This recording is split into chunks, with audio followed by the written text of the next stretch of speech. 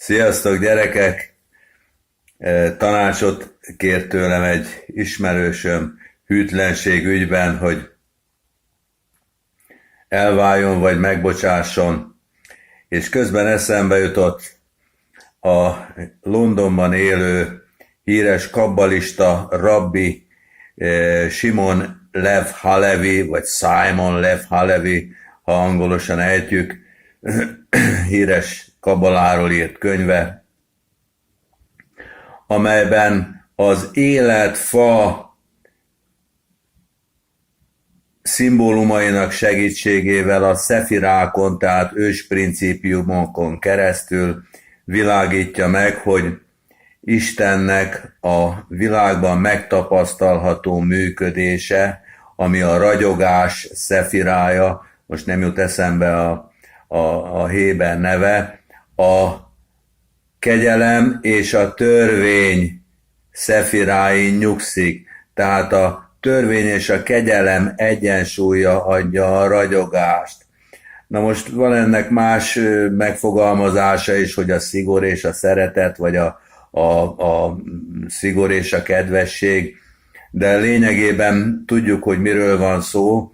Ha túl nagy a szigor, az megfojtja a világot, ha túl nagy az engedékenység, akkor elburjánzik a világ.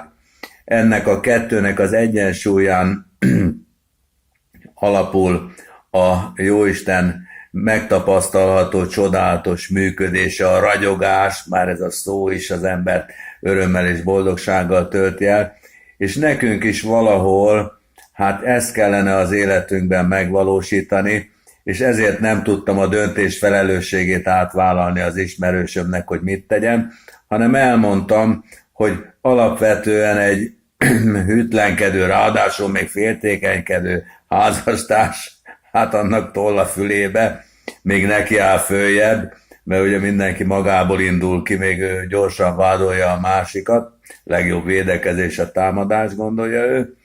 De ugyanakkor ugye az igazán krisztusi a megbocsátás, és ugye nemrég volt egy ilyen film is a Facebookon, hogy egy nőt elhagyott a férje egy másik nőért, megcsalta vele, aztán el is hagyta, és a végén a másik nő által kiszipolyozva betegen valahol feküdt az utcán, és a nő fölvette, és hazavitte, és ápolta.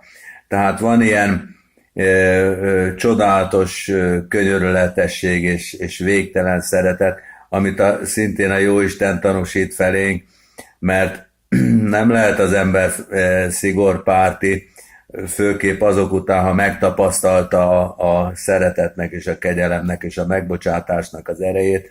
Engem 25 év után fogadott vissza Jóisten, tehát én tudom, hogy a legnagyobb érték, ha az ember meg tud bocsátani a másiknak. Minden esetre a döntést azt az ismerősömre bíztam, és nektek is azt mondom, hogy fontoljátok meg minden esetben, hogy melyik oldalra döltök. A lényeg az, hogy az ember ne legyen egyoldalú, ne legyen csak szigorú, és ne legyen parttalanul megbocsátó sem. Sziasztok, gyerekek, hello!